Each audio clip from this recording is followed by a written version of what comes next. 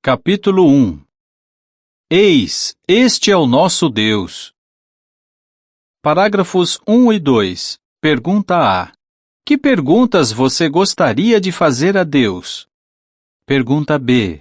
O que Moisés perguntou a Deus? Consegue se imaginar conversando com Deus?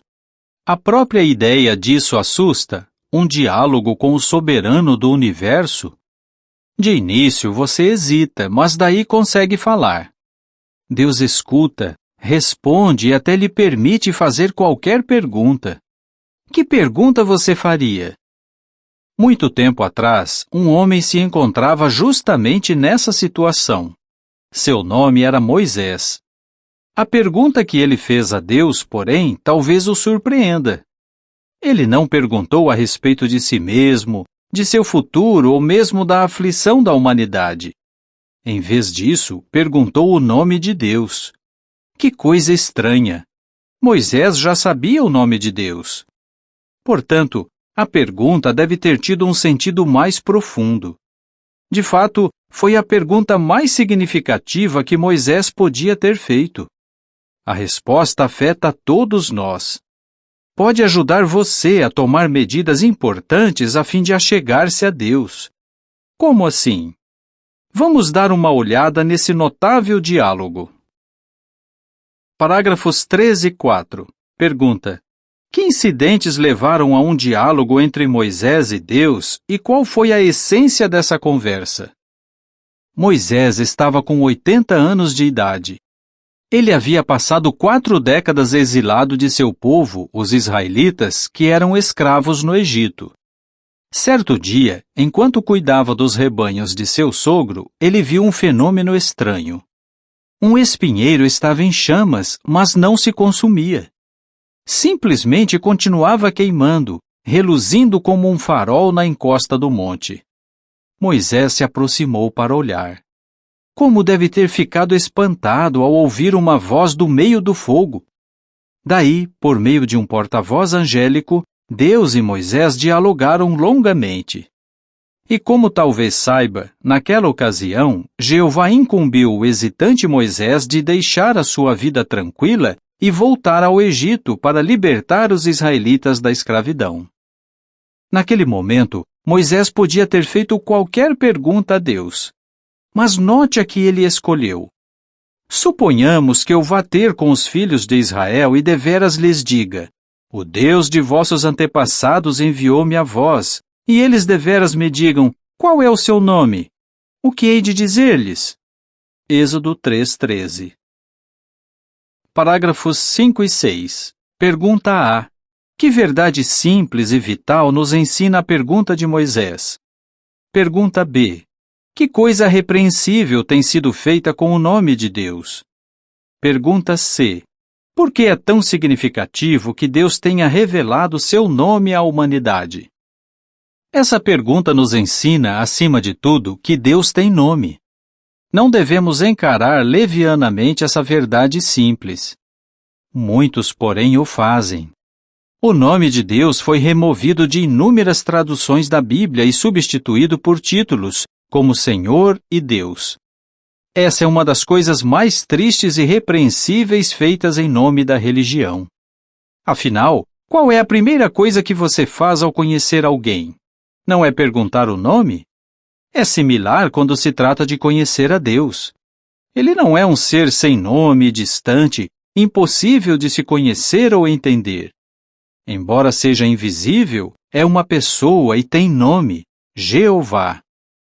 Além disso, quando Deus revela seu nome, há algo mais envolvido, algo grandioso e emocionante. Ao fazer isso, Ele na verdade nos convida a conhecê-lo. Deseja que façamos a melhor escolha na vida, achegar-nos a Ele. Mas Jeová faz mais do que apenas nos dizer o seu nome. Ele também nos ensina sobre a pessoa que esse nome representa. O significado do nome de Deus. Parágrafo 7. Pergunta A. Entende-se que o nome de Deus significa o quê? Pergunta B. O que Moisés realmente queria saber ao perguntar a Deus o seu nome? O próprio Jeová escolheu seu nome, que é rico em significado. Entende-se que Jeová significa Ele causa que venha a ser. Não existe ninguém igual a Ele em todo o universo, pois Ele trouxe à existência todas as coisas e faz com que todos os seus propósitos se tornem realidade. Essa ideia inspira reverência. Mas será que existe outro aspecto relacionado ao significado do nome de Deus? Moisés, evidentemente, desejava aprender mais. Ele já sabia que Jeová é o Criador e conhecia o nome de Deus. O nome divino não era novo. Fazia séculos que as pessoas o usavam. Realmente, ao perguntar o nome de Deus, Moisés indagava a respeito da pessoa representada pelo nome. Era como se ele dissesse: "O que posso dizer a teu respeito ao teu povo Israel? Algo que edifique a fé que eles têm em ti, que os convença de que realmente os libertarás." Parágrafos 8 e 9. Pergunta A. Como Jeová respondeu à pergunta de Moisés e o que há de errado na maneira em que sua resposta muitas vezes é traduzida? Pergunta B. O que significa a declaração "mostrarei ser o que eu mostrar ser"? Em resposta, Jeová revelou um aspecto emocionante de sua personalidade, algo relacionado com o significado de seu nome. Ele disse a Moisés: "Mostrarei ser o que eu mostrar ser." Êxodo 3:14. Muitas traduções da Bíblia dizem aqui "eu sou o que sou." Mas traduções cuidadosas mostram que Deus não estava meramente confirmando sua própria existência. Em vez disso, Jeová estava ensinando a Moisés, e por extensão a todos nós, que ele mostraria ser, ou escolheria se tornar, o que quer que fosse preciso para cumprir as suas promessas. Outra tradução verte apropriadamente esse versículo: "Tornar-me-ei o que for da minha vontade." Rotherham.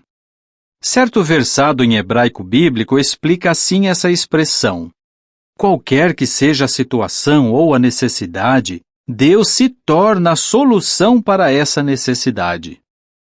O que isso significava para os israelitas? Não importa que obstáculos enfrentassem, ou quanto fosse difícil a situação deles, Jeová se tornaria o que quer que fosse necessário para libertá-los da escravidão e levá-los à terra prometida. Certamente, esse nome inspirava confiança em Deus. Pode fazer o mesmo por nós hoje. Por quê? Parágrafos 10 e 11. Pergunta: por que o nome de Jeová nos faz pensar nele como o mais versátil e o melhor pai imaginável? Ilustre. Para ilustrar, os pais sabem como é preciso ser versátil e adaptável na criação dos filhos. Num só dia, o pai ou a mãe talvez tenha de ser enfermeiro, cozinheiro, professor, disciplinador, juiz e muito mais. Muitos se sentem sobrecarregados pelos muitos papéis diferentes que se espera que desempenhem. Sabem que os filhos têm total confiança neles, jamais duvidando que papai ou mamãe possam aliviar a dor, resolver disputas, consertar qualquer brinquedo quebrado e responder a qualquer pergunta que surja nas suas mentes sempre tão cheias de indagações. Alguns pais se sentem humilhados e às vezes frustrados por causa de suas próprias limitações. Sentem-se terrivelmente despreparados para cumprir muitos desses papéis. Jeová também é um pai amoroso.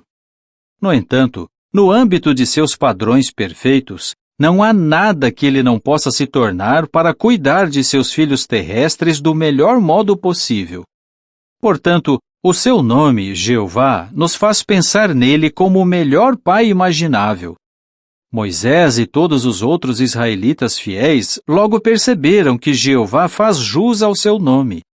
Observaram assombrados como Jeová se tornou um comandante militar imbatível, o senhor de todos os elementos naturais, um inigualável legislador, juiz, arquiteto, provisor de alimentos e de água, preservador de roupas e calçados, e mais. Parágrafo 12. Pergunta: como a atitude de Faraó para com Jeová foi diferente da de Moisés. Desse modo, Deus tornou conhecido seu nome, revelou coisas emocionantes sobre a pessoa representada por esse nome e até mesmo demonstrou que o que ele diz sobre si mesmo é verdade. Sem dúvida, Jeová quer que o conheçamos. Como reagimos? Moisés desejava conhecer a Deus. Esse desejo intenso moldou sua vida e fez com que se achegasse bem ao seu Pai Celestial. Infelizmente, poucos dos contemporâneos de Moisés tinham o mesmo desejo. Quando ele mencionou o nome de Jeová a Faraó, esse altivo monarca egípcio retrucou: "Quem é Jeová?" Êxodo 5:2. Faraó não queria se informar mais a respeito de Jeová. Em vez disso, cinicamente descartou o Deus de Israel como sendo sem importância ou irrelevante.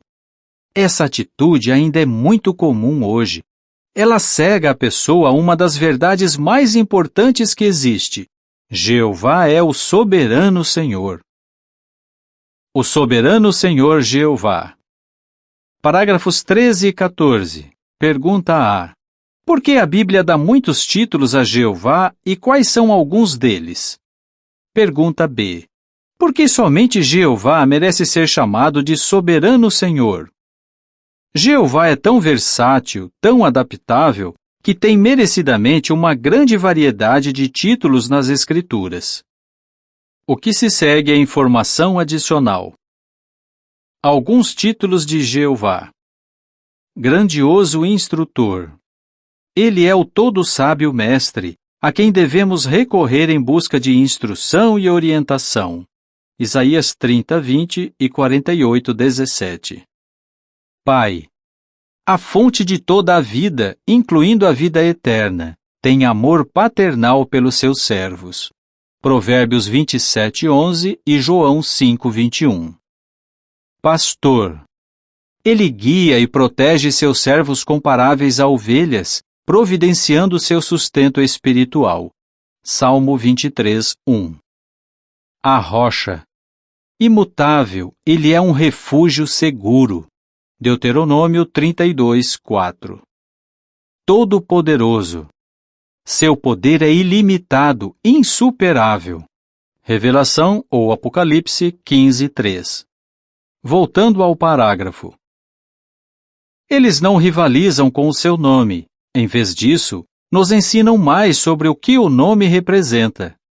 Por exemplo, ele é chamado de Soberano Senhor Jeová, segundo Samuel 7:22. Esse título sublime, que ocorre cerca de 300 vezes na Bíblia, fala-nos da posição de Deus. Só ele tem o direito de ser o governante de todo o universo. Veja por quê. Jeová é único como Criador. Revelação 4:11 diz: Digno és, Jeová, sim, nosso Deus, de receber a glória e a honra e o poder, porque criaste todas as coisas e porque elas existiram e foram criadas por tua vontade. Essas palavras sublimes não são aplicáveis a nenhum outro ser. Tudo no universo deve sua existência a Jeová.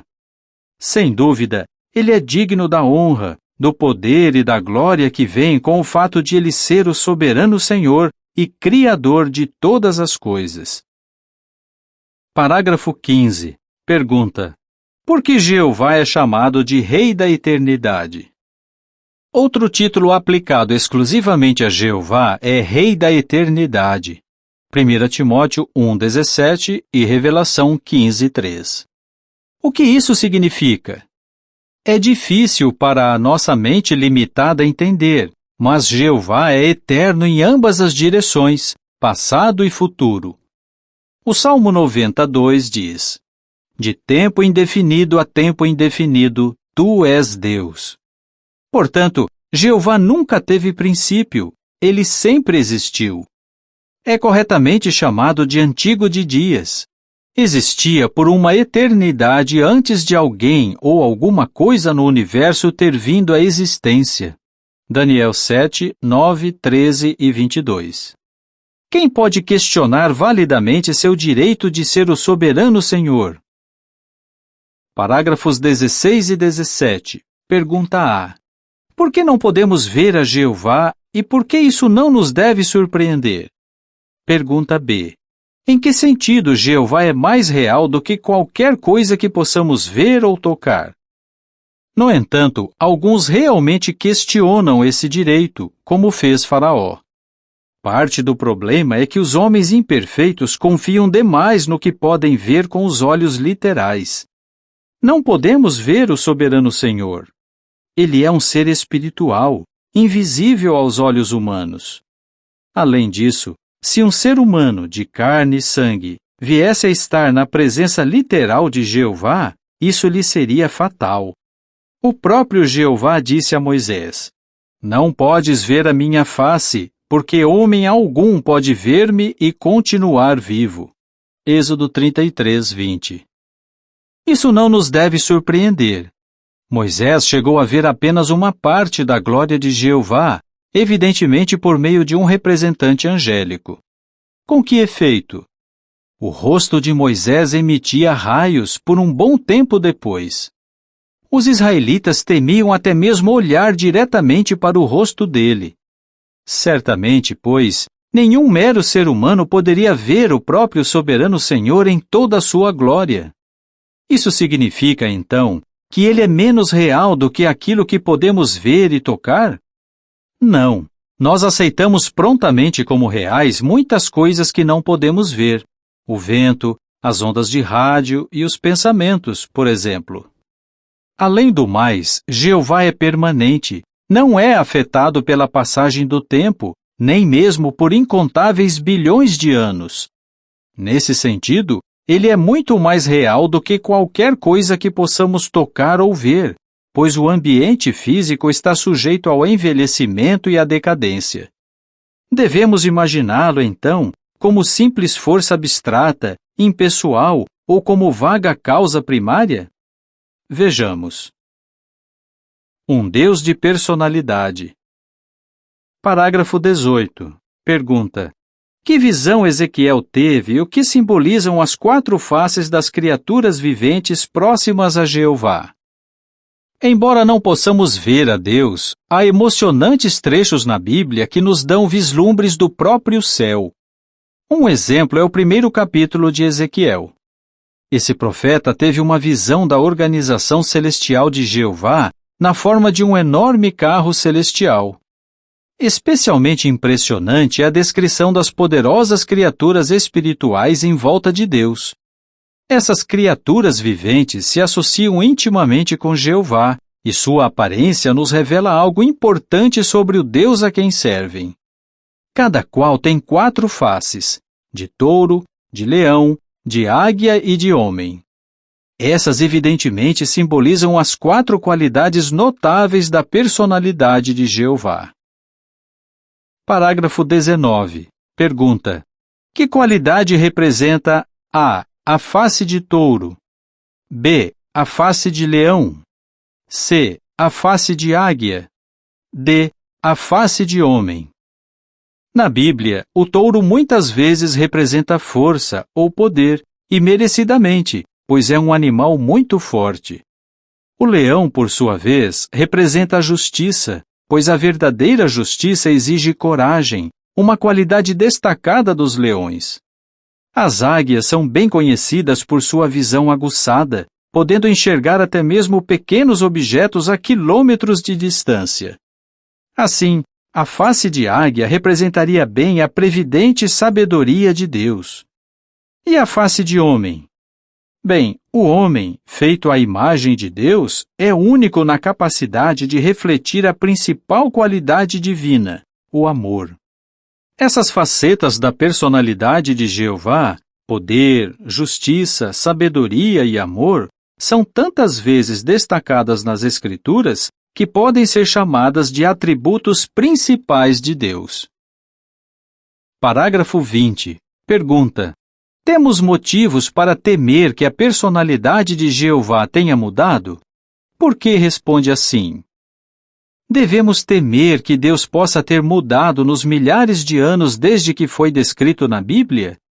Não, a personalidade de Deus não muda.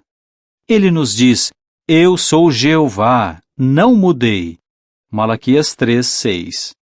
Em vez de mudar arbitrariamente, Jeová mostra ser um pai ideal no modo de reagir a cada situação. Ele manifesta os aspectos de sua personalidade que sejam mais apropriados. Das 4 qualidades, a predominante é o amor, que permeia tudo o que Deus faz. Ele exerce o poder, a justiça e a sabedoria de maneira amorosa.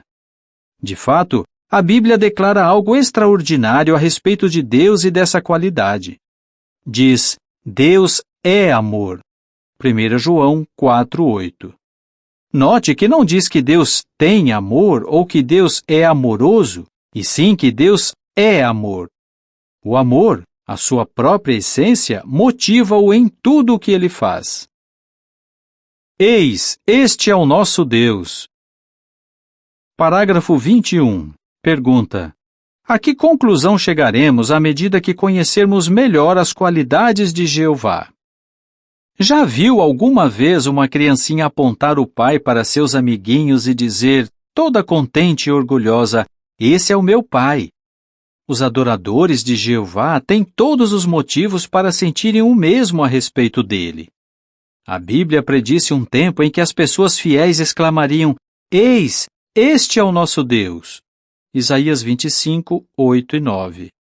Quanto mais você entender as qualidades de Jeová, tanto mais verá que tem o melhor pai imaginável.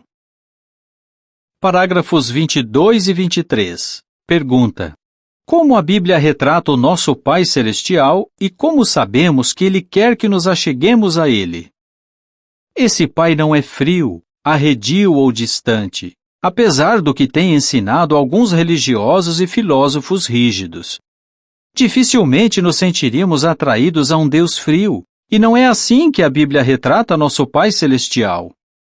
Ao contrário, ela o chama de Deus feliz. 1 Timóteo 1:11. Ele tem sentimentos tanto fortes como ternos. Fica magoado no coração quando suas criaturas inteligentes violam as diretrizes que ele fornece para o bem-estar delas. Gênesis 6:6.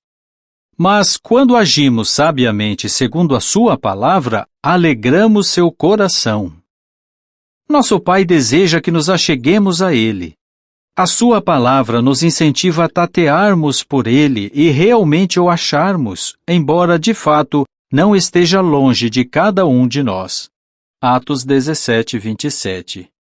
Mas como é possível que meros humanos se acheguem ao soberano Senhor do universo?